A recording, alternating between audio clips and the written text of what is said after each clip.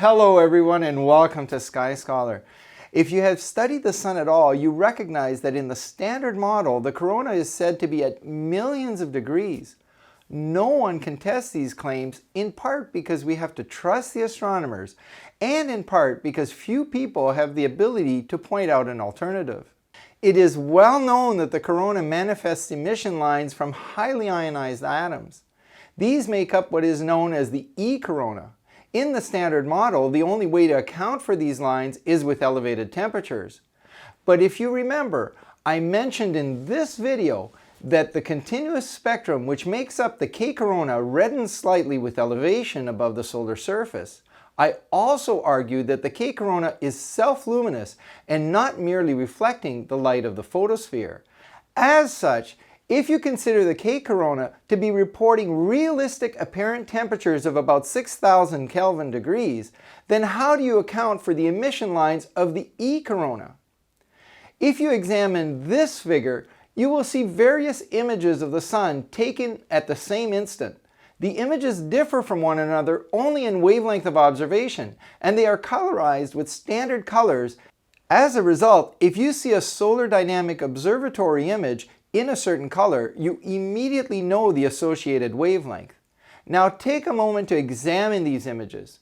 You will note temperatures reported ranging from 6,000 Kelvin to 10 million Kelvin. It is easy to recognize that the same region of the solar corona are reporting vastly differing temperatures.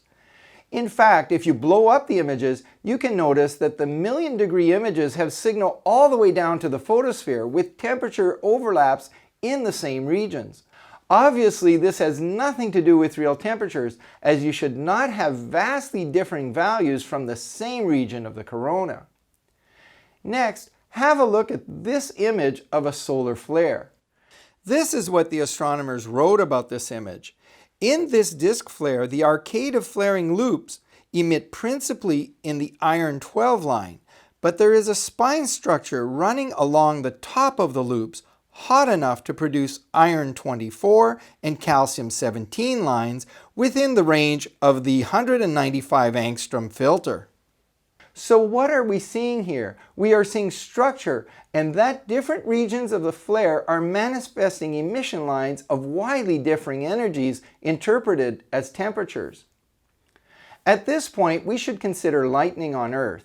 Lightning occurs when a charge buildup on condensed matter is transferred in order to maintain neutrality. Lightning occurs not only amongst clouds, but between clouds and the Earth, and even above volcanoes. We know that lightning can produce X-rays with energies of 100 kiloelectron volts. That would imply temperatures of over 1 billion degrees Kelvin. But no one would ever say that because lightning is a non-equilibrium process. We recognize that the atmosphere of the Earth is not at those temperatures just because we see emission lines from lightning.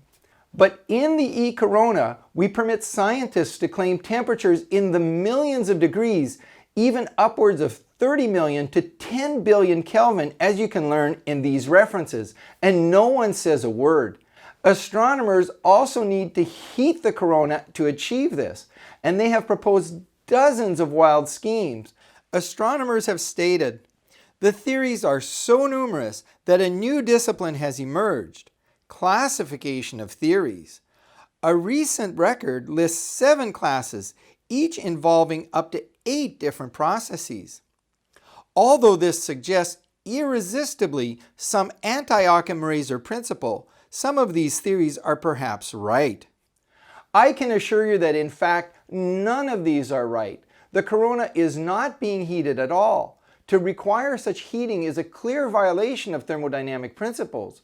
Astronomers also speak in terms of a zoo of coronal heating processes, and this should bring considerable caution to anyone listening. The problem is that it is improper to convert emission lines to temperatures unless you have known thermal equilibrium governing the emission. Such equilibrium does not exist in the corona. Let me give you an example from the laboratory. Remember our work with the silver clusters as we discussed in this video? There is an important lesson to be gained here. You recall that when Two silver clusters come together to form a larger cluster that we can get emission of an activated silver atom, which then relaxes to give off light. That light is in the ultraviolet. If two silver atoms are given off, then the light is in the visible range. However, the experiments are being done in an inert gas atmosphere like neon at temperatures of about 10 Kelvin. But these are photons reporting temperatures in the thousands of Kelvin. Obviously, our silver clusters are not at such temperatures. They are sitting at 10 Kelvin, but are emitting at tens of thousands of Kelvin because the emission is not thermally coupled to the neon atoms.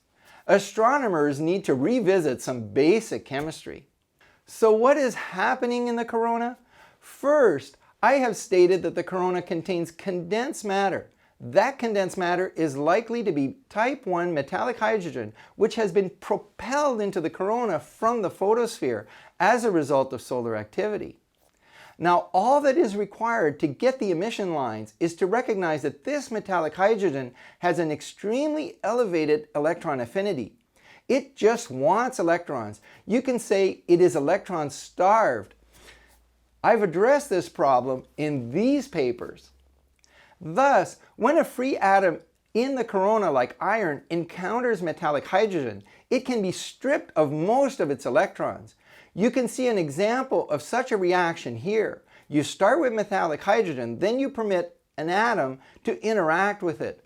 The metallic hydrogen then captures most of the electrons, leaving an iron ion in activated state with perhaps just a few remaining electrons.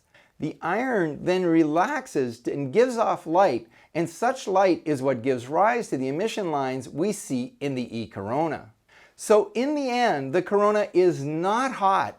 It simply contains some metallic hydrogen which is acting to harvest electrons and channel them back onto the solar surface. In this way, a conductive corona acts to help maintain solar neutrality. As I have mentioned in these videos, the chromosphere is harvesting hydrogen atoms and protons. The corona is harvesting electrons.